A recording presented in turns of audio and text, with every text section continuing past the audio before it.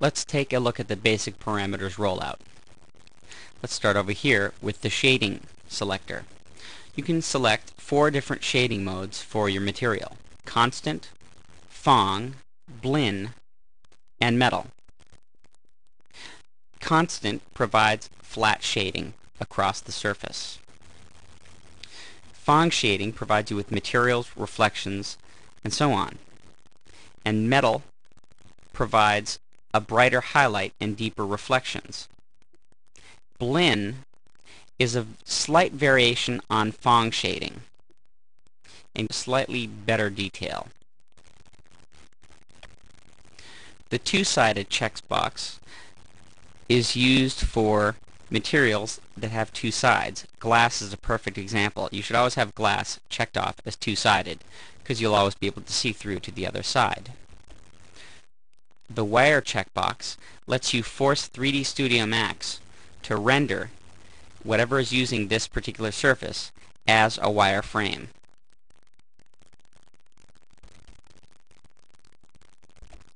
The face checkbox lets you force 3D Studio Max to map the material to each face on the object to which this material is assigned.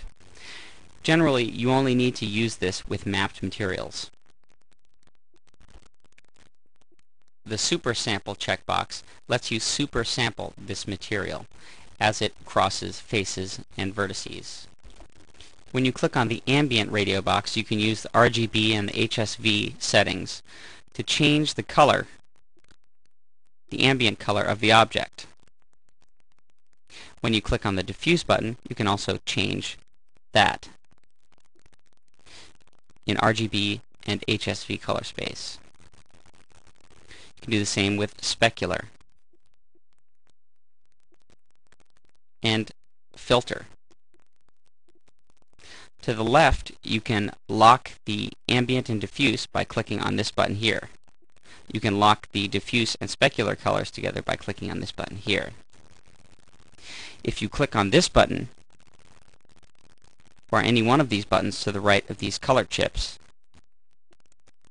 you bring up the material map browser, and you can actually apply any one of these materials as your ambient, as your diffuse, specular, and filter. By clicking on this little lock button, you can actually lock or unlock the map for your ambient.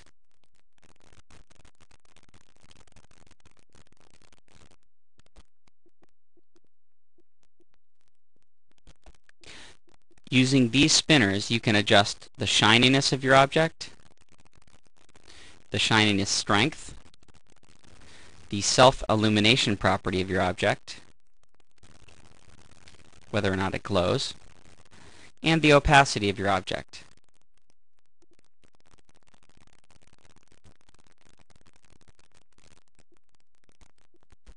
You can use the soften spinner to adjust the strength of the highlight on your object.